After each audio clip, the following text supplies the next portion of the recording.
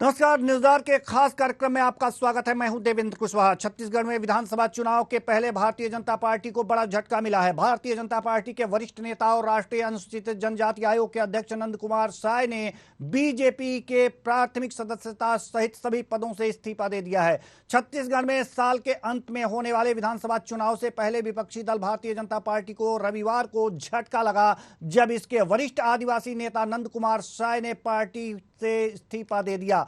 साय ने बीजेपी से इस्तीफा देकर पार्टी के साथ अपना 4 दशक से अधिक पुराना नाता तोड़ दिया है।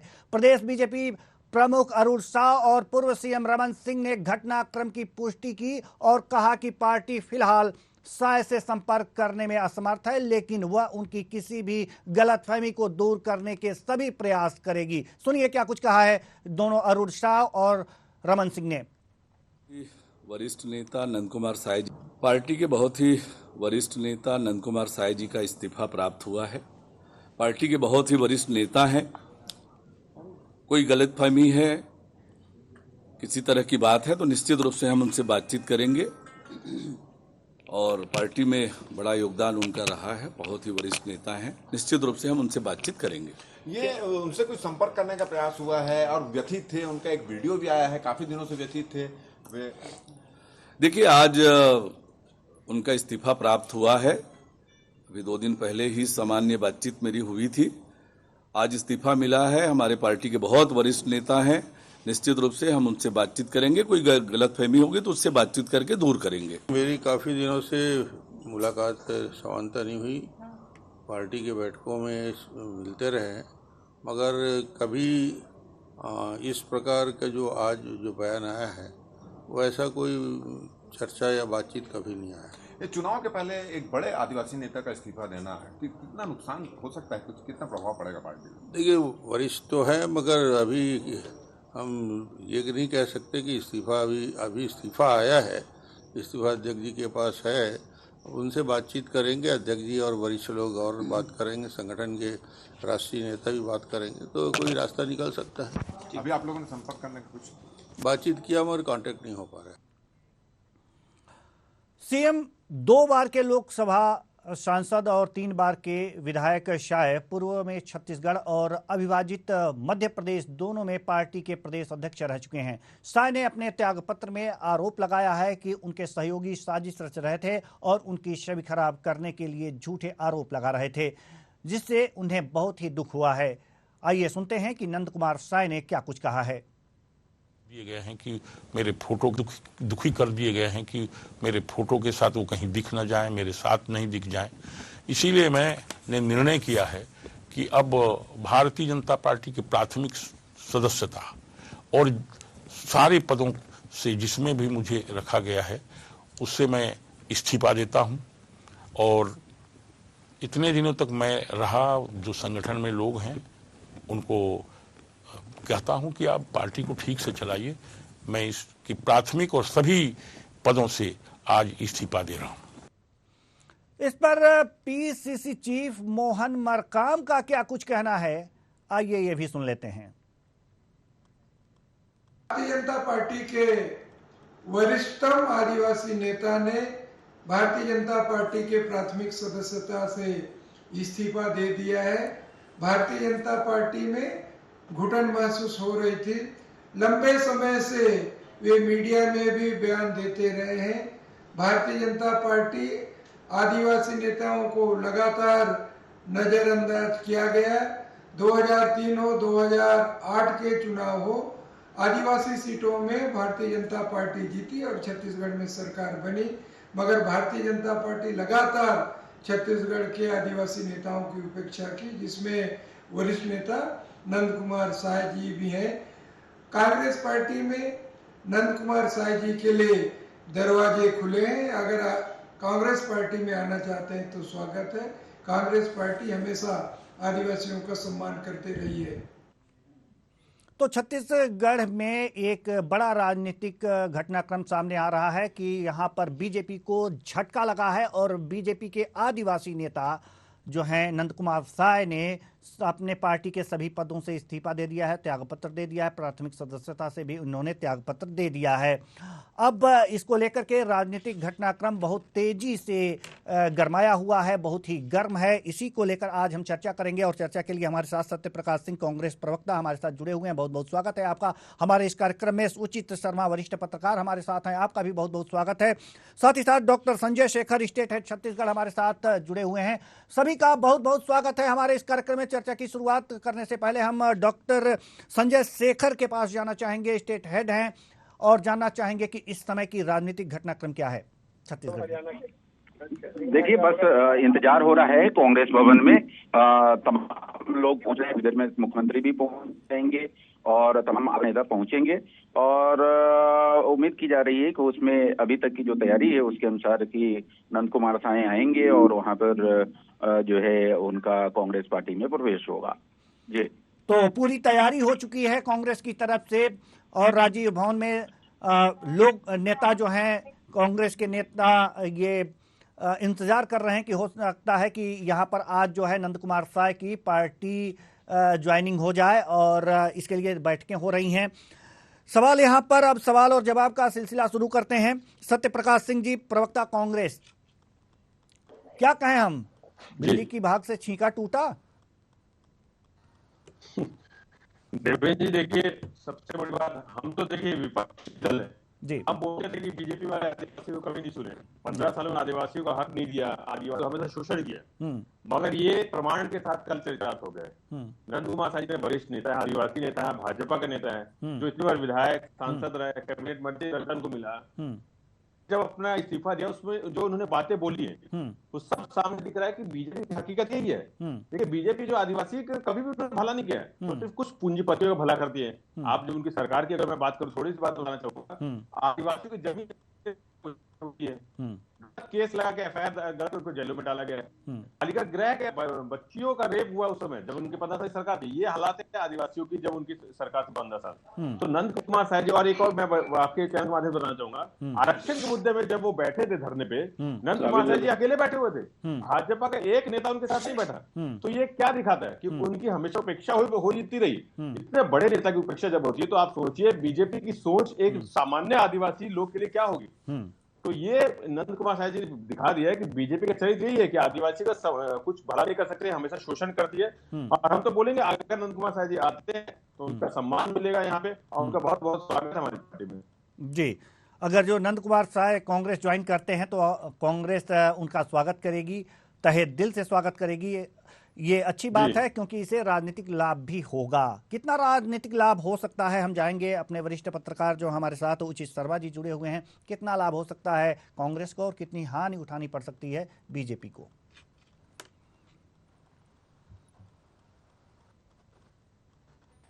क्षति है, वो केवल आदिवासी नेता नहीं, आदिवासियों के नेता भी रहे। देखिए, आवाज थोड़ी इको हो रही है। जी, हम दुरुस्त कराने का प्रयास कर रहे हैं सर, जारी रखिए। हाँ, वो सिर्फ आदिवासी नेता नहीं रहे, वो आदिवासियों के नेता भी रहे। ये बड़ी एक मूल बात है। तो वहां पे सरगुजा क्षेत्र में जो एक वैक्यूम देख रही थी आदिवासी क्षेत्र में, जो थोड़ी सी जगह बनी हुई थी कांग्रेस में, वो उससे लगता है कि भरपूर होगी।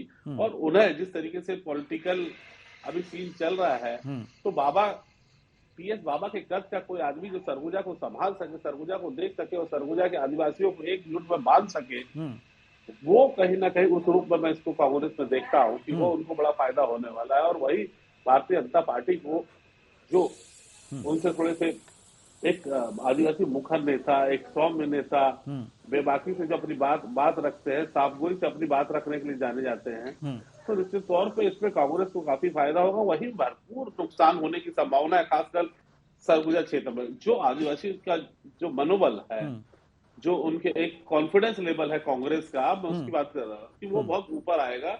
उसका बेनिफिट निश्चित तौर पे 2023 के चुनाव में कांग्रेस को मिलेगा। जी, doctor Sanjay Shekhar state head हैं हमारे साथ छत्तीसगढ़ से जुड़े हुए। जी डॉक्टर संजय शेखर, आपसे जानना चाहेंगे कि जैसा कि नंद कुमार साय के बारे में कहा जाता है कि वो बेबाक नेता हैं एक तरह से, तो क्या ये माना जाए कि जो बीजेपी इनसे किनारा कर रही थी, इन्हें साइडलाइन कर रही थी, इसी बेबाकी के कारण कर रही थी?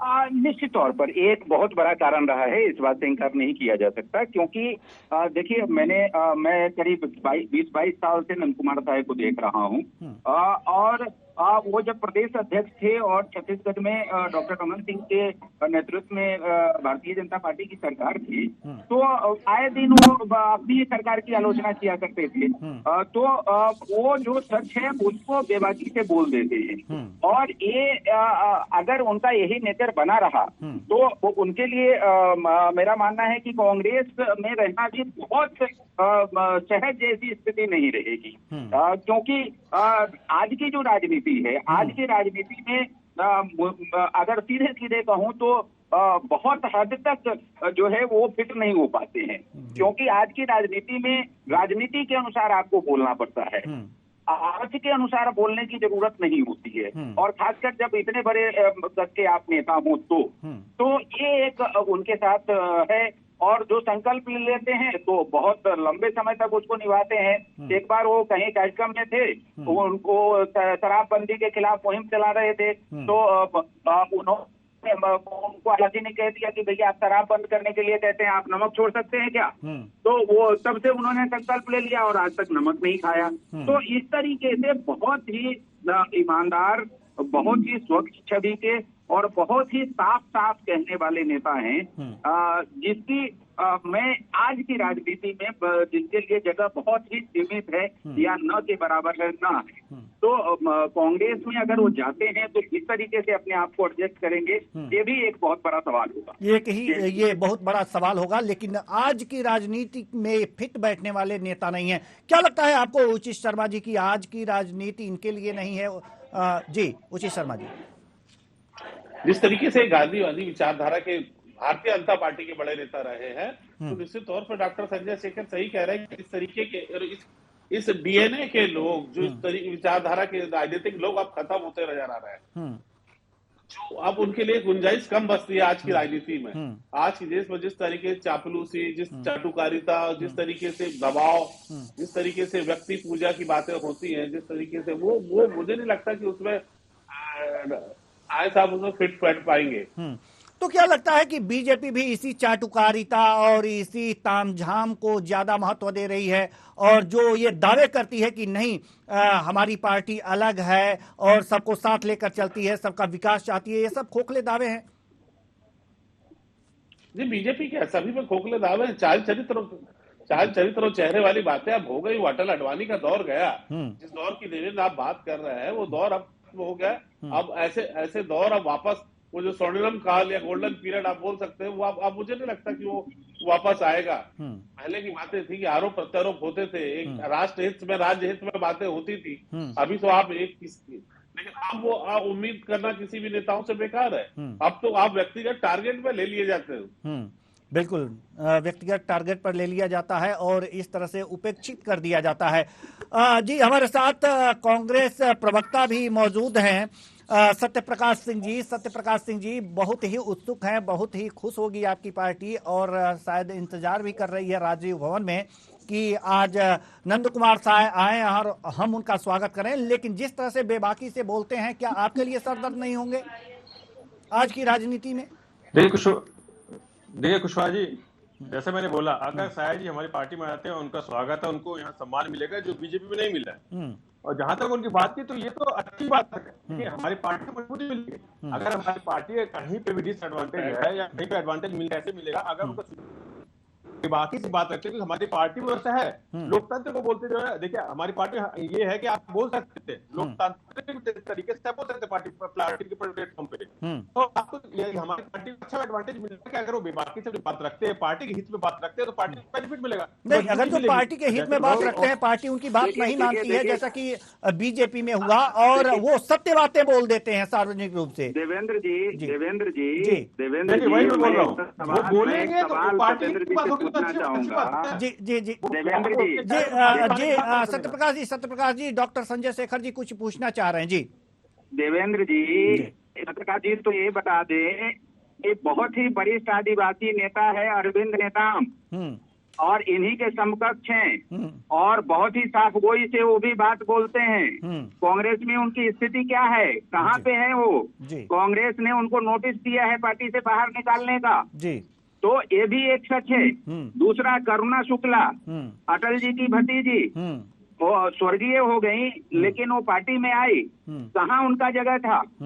तो ये सब स्थितियां हैं। देखिए, अब चाहे कोई भी पार्टी हो, मैं केवल कांग्रेस की बात नहीं कर रहा हूँ, कांग्रेस से भी कई लोग भारतीय जनता पार्टी में आए, ठीक है, वरिष्ठ लोग, लेकिन जो इस पीढ़ी के नेता है वो आज की राजनीति में कहीं ना कहीं जो है अपने आप को असहज महसूस करते हैं और वो फिट नहीं बैठ पाते हैं जी। एक बात, लेकिन इस सब के बीच एक बात जरूर सच है कि वो कद्दावर नेता रहे हैं, बहुत पुराने नेता रहे हैं और उनके जाने से भारतीय जनता पार्टी को नुकसान होगा, इस बात से इनकार नहीं किया जा सकता। लेकिन ये बहुत कठिन बात है और मुझे लगता है तो कांग्रेस के लिए भी चुनौती होगी कि उनको किस तरह से वो एडजस्ट करना जी। ठीक है, जैसा कि अभी हमारे Chhattisgarh state head doctor Sanjay Shekhar ने कहा है कि जैसे नंद कुमार साय हैं उसी तरह से अरविंद नेताम भी हैं, उनको कितना वेटेज दे रही है कांग्रेस? देखिए, अभी उन्होंने खुद बोला कि उनको नोटिस मिला, अगर कोई पार्टी के खिलाफ काम करेगा तो वो तो कार्रवाई होगी। और अटल बिहारी वाजपेयी जी की भतीजी के बारे में बोलो, उनको भी चुनाव लड़ाया गया तो सम्मान हमारी पार्टी मिल रहा है, क्यों नहीं सम्मान मिला? चुनाव लड़ी पार्टी के खिलाफ बोलना नहीं, सत्यप्रकाश जी, नहीं सत्यप्रकाश जी, पार्टी के खिलाफ बोलना, पार्टी में अगर जो सही बातें रखना और पार्टी नहीं सुन रही है तो अगर जो कोई बात है सत्य बोल देना, क्या पार्टी के खिलाफ बोलना होता है? नहीं, मैं क्या बोलूं, पार्टी खिलाफ अगर बोलेगा, अगर पार्टी बोलेगा नहीं, कोई बात तो सत्य है और वो पार्टी के खिलाफ जाती है। पार्टी के खिलाफ नहीं, अगर कोई नहीं, सर सत्यप्रकाश जी मेरी बात समझिए, मेरा प्रश्न समझिए कि कोई बात सत्य होती है और बोलने पर पार्टी के खिलाफ चली जाती है तो क्या ये पार्टी बर्दाश्त करेगी?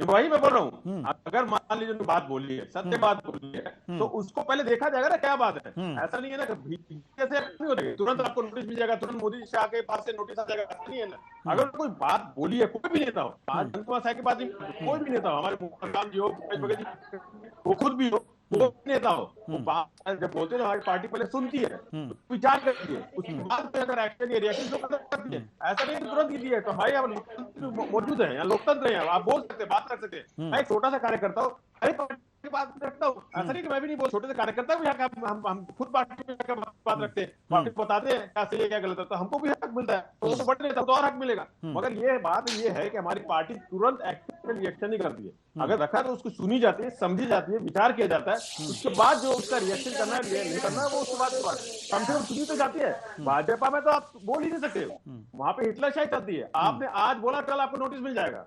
तो ये हालात हमारे यहाँ नहीं है। नंद कुमार साय जी आएंगे, वो बोलेंगे, उनकी अगर तो पार्टी हित में होगी तो उनकी बात सुनी जाएगी। जी, उचित शर्मा जी, जैसा कि सत्यप्रकाश सिंह जी कह रहे हैं, कितनी सच्चाई है इनकी बातों में? जी बहुत सही है, सही कह रहे बात है कि देखिए कांग्रेस में खुला खेल फर्रुखाबादी है।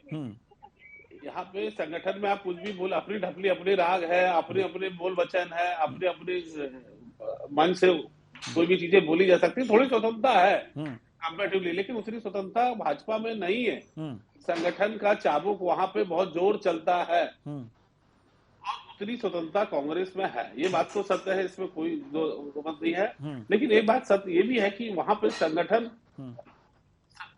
जो है कांग्रेस में वो इस बात को उतनी तवज्जो नहीं देता, उतनी सीरियसली नहीं लेते। वहां बोलने की आजादी है, थोड़ी सी पार्टी के अंदर डेमोक्रेसी है, थोड़ा लोकतंत्र है। वहीं इसके इतर भारतीय जनता पार्टी में इंटरनल डिक्टेटरशिप है, इतनी बोलने की आजादी किसी भी नेता को नहीं, आप किसी भी कद के हो। ठीक है, ठीक है, जैसे कि अरविंद नेताम जी हैं जी, उचित शर्मा जी, जैसे कि अभी हमारे Chhattisgarh state head doctor Sanjay Shekhar ji ने कहा कि अरविंद नेताम जी हैं कांग्रेस में, क्या इनको कितना सम्मान मिलता है, इनकी कितनी बातें सुनी जाती हैं? और उसी तरह से अगर जो नंद कुमार साय जी हैं, अगर ये कांग्रेस में आ गए तो क्या गारंटी है कि इनकी हालत भी वही नहीं होगी? देखिए राजनीति में आप इसको देवेंद्र समझने की कोशिश कीजिए। जैसे ही आप 75 और 77 के ऊपर हो जाते हैं तो राजनीतिक रूप से आप एनपीए हो जाते हैं, उनकी उपयोगिता खत्म हो जाती है। और यही अरविंद नेताम जी के साथ हुआ है कांग्रेस में, वही साय जी के साथ भाजपा में हुआ जी।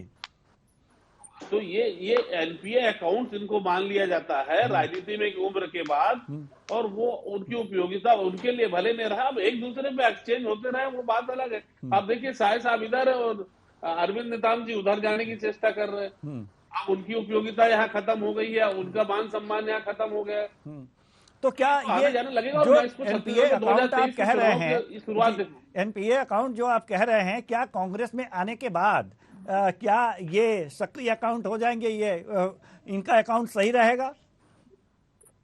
देखिए वो एक राजनीति, आप इसको समझने की कोशिश कीजिए कि सरगुजा में जी आदिवासी बाहुल्य क्षेत्र में बाबा के कद के आदमी को खड़े करने की चेष्टा और प्रयास है। मैं ये कहने चाह रहा हूँ स्पष्ट रूप से जी, आप ये राजनीति है। सरगुजा बेल्ट में जो वैक्यूम बना हुआ था, अमरजीत भगत का उतना बड़ा कद नहीं है जितना बड़ा कद साय साहब का है। तो जो अभी भी मैं साय साहब को और अमरजीत भगत को आपको डिस्क्राइब करूं कि अमरजीत भगत को मैं आदिवासी नेता मानता हूं और नंद कुमार साय को आदिवासियों का नेता मानता हूं जी। बिल्कुल, आप इसको समझने की कोशिश कीजिएगा जी। बिल्कुल बिल्कुल, आपके इस कथन में दम है और सत्यता भी है जी। डॉक्टर संजय शेखर, हम आपके पास आना चाहेंगे और जानना चाहेंगे कि आखिर जो इस समय अभी तो बीजेपी के जो नेता हैं, चाहे पूर्व सीएम रमन सिंह हो या फिर अरुण साव जी हो, इनका कहना है कि अभी बातचीत हो सकती है। अभी तो इन्होंने त्यागपत्र दिया है और अभी बातचीत होगी, लेकिन कोई कांटेक्ट नहीं हो पा रहा है, इसलिए बातचीत नहीं हो पा रही, इन्हें मनाने का प्रयास किया जाएगा। तो क्या लगता है आपको कि ये कवायद शुरू होगी और मान भी सकते हैं नंद कुमार साय? नहीं, देखिए अब बहुत जो ट्रेन है वो बहुत आगे गुजर चुकी है। अब उसके रुकने की कोई संभावना नहीं है। दरअसल कल भी मेरी जानकारी के अनुसार नंद कुमार साय रायपुर में ही थे और पार्टी के संगठन मंत्री हैं पवन साय और पूर्व अध्यक्ष के घर पे तो इंतजार करते रहे और उनसे संपर्क करने की कोशिश करते रहे, उनके बेटे के माध्यम से उनसे संपर्क करने की कोशिश करते रहे, लेकिन उनका संदेश किया, लेकिन वो इनसे बातचीत करने को तैयार नहीं हुए। दरअसल सब कुछ पहले से तय है और जैसा कि अभी उचित भाई कह रहे थे, दरअसल नंद कुमार साय के बहाने निशाने पर टीएस सिंहदेव है। टीएस सिंहदेव के जो काफी दिनों से चल रही है कि क्या अगला चुनाव वो कांग्रेस पार्टी से लड़ेंगे या नहीं लड़ेंगे या किसी दूसरे दल में जाएंगे।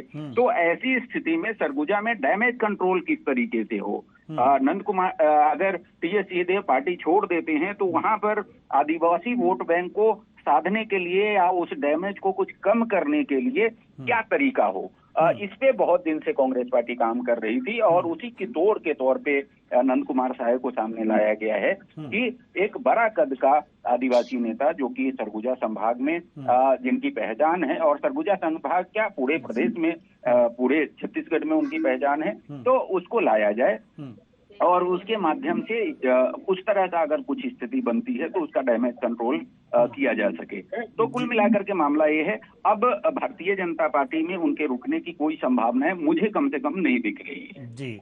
और आपको नहीं दिख रही हैं क्योंकि कई बड़े नेता कांग्रेस के उनके इंतजार में हैं कि आज वो कांग्रेस ज्वाइन कर लें। सत्यपाल सिंह जी, एक अंतिम प्रश्न आपसे मैं करना चाहूंगा कि अगर बाय द वे जहां पर इंतजार हो रहा है, कांग्रेस के नेता इंतजार कर रहे हैं, वहां पर नंद कुमार साय न पहुंचे और पुनः अपना इरादा बदल लें, इस पर आपका रुख क्या होगा, कांग्रेस का रुख?